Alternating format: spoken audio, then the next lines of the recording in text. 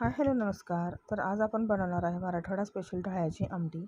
तुम्ही कधी ट्राय केली आहे का अशी आमटी? नक्की सांगा. ढाळे म्हणजे हे बरं का, हे ओले हरभरे. तर हे घ्यायचे, सोलायचे आणि त्याचे असे सोले बाजूला काढायचे.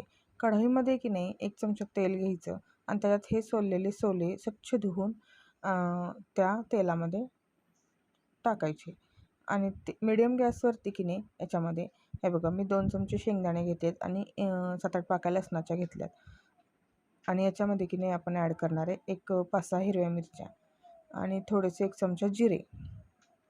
तर हे सगळं ॲड करून आहे ना आपल्याला याला छान रोस्ट करून घ्यायचं मिडियम गॅसवर. खूप मोठा गॅस केला तर करपट असा वास आमटीला येईल. मग मिडियम गॅसवरतीच हे व्यवस्थित भाजून घ्यायचे. हे सगळं थोडंसं भाजत आलं की मग टमॅटो टाकायचे आहेत आपल्याला. मी इथं छोट्या साईजचे 3 टमॅटो घेतले. तुम्ही 2 मोठे टमॅटो घेतले तरी चालतात. याच्यामध्ये आपण 1 चमचा जिरा ॲड केला आहे आणि हे व्यवस्थित भाजून घेणार आहे जोपर्यंत टमॅटो आपले सॉफ्ट होणार नाहीत तोपर्यंत. हे बघा, लसूण असं सॉफ्ट झालं आहे आणि टमॅटो पण सॉफ्ट झालेत. तर हे आपण 10 मिनटं थंड व्हायला ठेवणार आहे.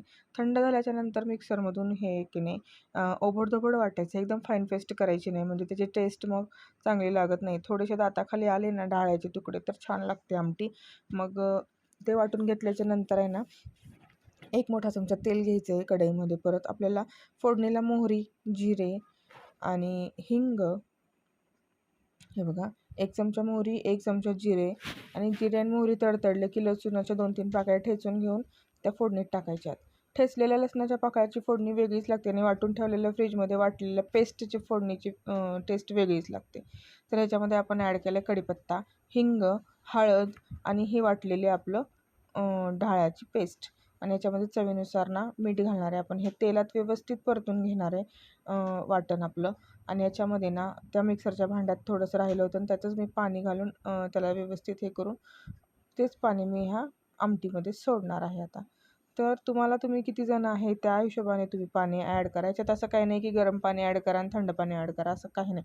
कारण आपलं वाटण थंडच असतं ऑलरेडी, त्याच्यामुळं काही नसतं ते.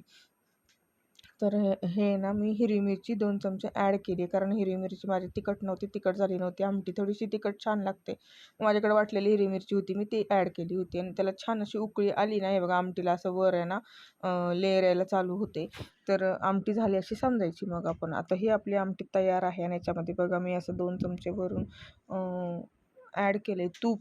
जेवढं तूप घालून खाल ना तेवढी ही आमटी अजूनच भारी लागायला सुरुवात होते आणि ही की नाही भाकरीसोबत तुम्ही ट्राय करा. नक्कीच 1 नंबर आमटी लागते. तुम्ही ट्राय केल्याच्यानंतर मला नक्की सांगा तुमची आमटी कशी झाली होती आणि ही कशी वाटली रेसिपी. कमेंटमध्ये नक्कीच सांगायला विसरू नका आणि आमचं जेवण पहा आजचं असं आहे.